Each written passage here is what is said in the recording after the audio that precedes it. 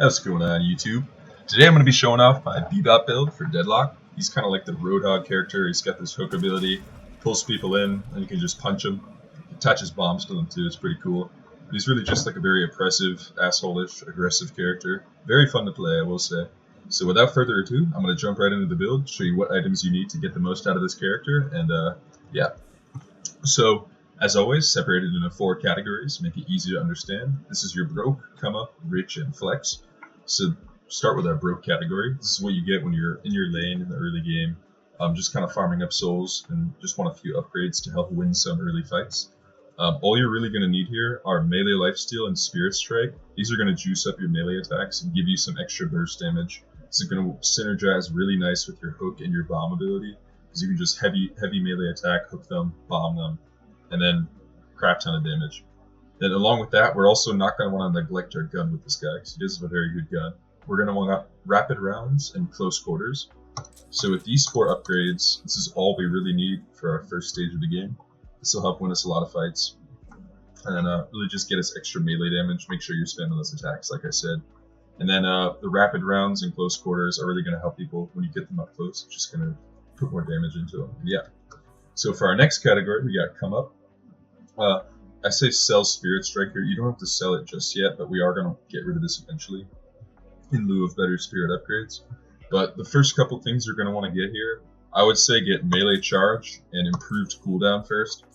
Improved cooldown because when you start off as Bebop, his ability cooldowns are kind of crappy, so you want to get those as short as possible so you can be hooking and bombing people as much as possible. And then along with that, since we're going to be such an aggressive character, we're also going to want bullet armor and spirit armor. You might say, oh, this is not going to give me more damage. It's going to keep you alive longer, which is going to make you do more damage. So please get these. You're not going to regret it. And we're also going to want to get slowing bullets as well as improved spirit. Slowing bullets kind of self-explanatory. Keep people from running away from you once you hook them. Improved spirit is just going to give us some more oomph for our bomb and our uppercut mainly. It's going to help get some more burst damage in there. And also as a bonus, we get more speed, more health, and regen. So, also quite nice. Now for the rich stage, we're really going to be upgrading our gun a lot here. I'm going to recommend, actually no, not recommend, you're going to have to sell rapid rounds here, unless you want to use a flex slot for one of these. But sell rapid, did I sell? Yeah, I sold it. Sell rapid rounds and purchase intensifying magazines. This is just, like I said, best weapon upgrade, as I've said in many of my other videos, but this just makes your gun do more damage as you keep shooting it. This is really OP for taking out enemy guardians and bosses and like anything really, but it's just a great upgrade. We're also going to want to get life strike. This is going to give our melee attacks even more damage. Then we're going to want to get improved reach and imbue our hook with that. That's going to let us hook people from halfway across the map. It'll be very annoying, and just take people out of like ganks, and there's a lot of utility on the hook, just trust me. We're also going to want to purchase Point Blank. This is a component of close quarters, so we don't have to sell anything for that. Then we're also going to want to have to sell one of our other items here to purchase Hunter's Aura. I would personally recommend selling Slowing Bullets, because this one will just reduce enemies' bullet resist and fire rate. So this is really helpful in the late game when you're getting into those team fights. But if you don't like this upgrade, you can honestly keep slowing bullets on. But I really like this one just so I can be more aggressive and kind of make people feel my presence when I pull up. Along with this stage, we're also going to get improved bullet and spirit armor, as well as superior stamina. This is one of my other favorite upgrades in this game. This just helps you be a lot more mobile and chase people down. I don't really need to explain how it works because it's self-explanatory. But this one is just a great upgrade. You're definitely going to want this on most characters. And lastly, for our rich stage, we're going to purchase superior cooldown. Again, we're going to put this on our hook just to make sure we can constantly be dragging people close to us. You can put it on the ult if you want, but I really find like the hook is like his most useful ability out of everything. So you want to be able to use that as much as possible. And with that, the build is pretty much complete. As you can see here, I do have our flex slot items. Unlike my Warden build and I think my 7 build, we're not just going to be stacking weapon upgrades here. We are going to be dispersing these a bit more. So we have 2 weapon upgrades. We're going to want Ricochet and Burst Fire. Ricochet is just a really nice upgrade to have in general that'll help with farming in the late game and helping to clear out your base when all the creeps are storming it. Burst fire is going to give you more fire rate, so this is going to replace kind of the role of rapid rounds that we had here. Chances are you will be getting 1 or 2 flex slots. So if you only get like 1 or 2, I would get the weapon upgrades. But if you do manage to get 3 or 4, I would also definitely invest in Leech and Mystic Slow. Leech, because you with this character you kind of have like a consistent fire, so that bullet lifesteal is going to be super nice. Also, as always, more spirit power, more health. That's going to help our bombs, make us more survivable. And in addition, we're also going to want to get Mystic Slow. That's going to make it harder for people to run away after they take sphere damage from our bombs and uppercut. And yeah, that is pretty much it for the build. I'm going to go ahead and jump into some gameplay now. Show you the build in action, show you how to play this character, because he is, like I said before, he's a very, you have to play him a certain way to kind of do well with this character. Like, he's a very, like, one-trick pony, I would say. One more detail before I get into the gameplay. Very important detail, when you're selecting your abilities, your first ability to unlock at the start of the game, you're going to want to unlock your sticky bomb first before anything else. Now you may ask why. I want to be able to hook people, bring them closer to me. No, you want your sticky bomb. Now this is because for each time you attach this bomb to someone, it's going to add a stack of permanent damage to that for the rest of the game. See, I was 17 before, it says 20 now. So that means it's going to do, I'm not sure if it's percentage, but it's going to do more damage essentially. As you can see up here, like on the, hard to show it, but it says instead of 120, 235.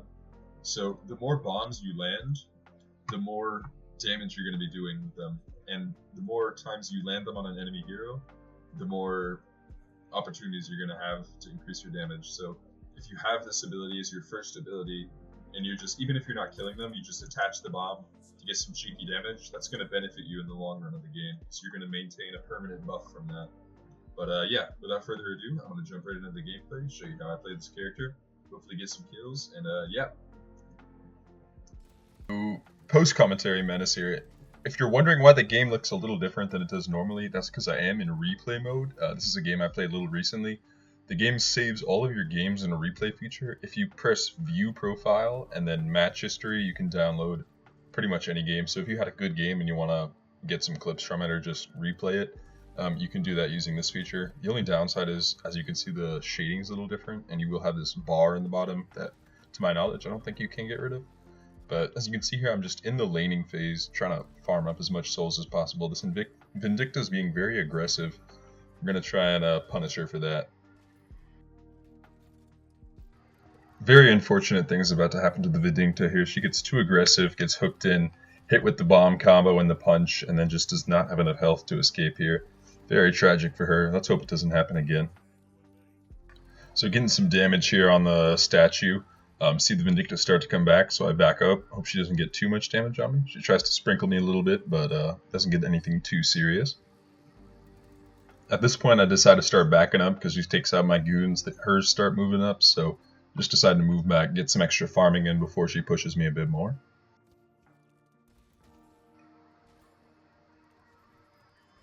I miss a hook coming up here. It's very tragic.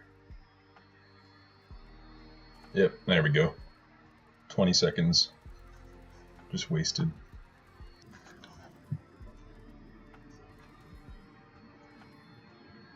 Up here we get pretty close to getting a kill. Unfortunately, I try to be a bit fancy with the combo. As you can see, I missed the heavy attack, and we do not get the kill. She manages to slip back to base, but it's okay. We're just going to use that, get some more damage on the tower.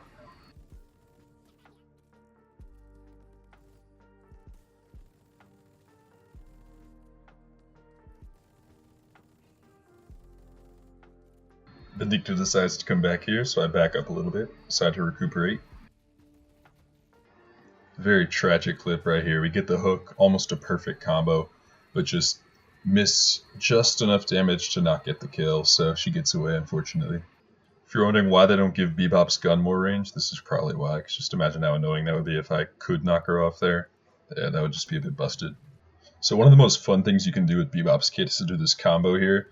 I'm just about to do it with the Vindicta, where you attach a bomb and then send them into a group of enemies. This is basically just going to do a crap load of damage to all the goons around them. As you can see, it almost took out the walker there. So you're basically turning an enemy into a projectile. Just a very fun, disrespectful thing to do. So here I was trying to do a bit of lasering before I hit her with the uppercut, but unfortunately she gets away before I can land it. So just some laser damage for her there.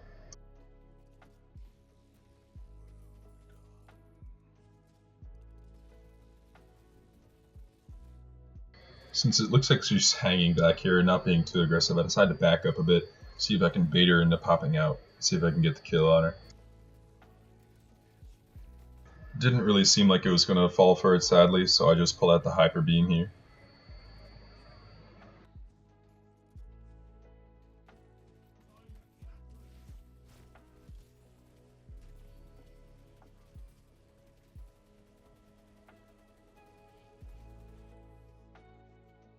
So here my game of falling back and trying to bait the vindicta out pays off here. I hear her flying up behind me, so I go in for the assassination.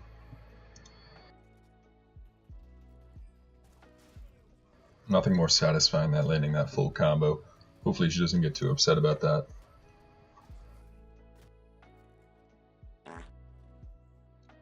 So yep, that's about it for the video, folks. Thank you very much for watching.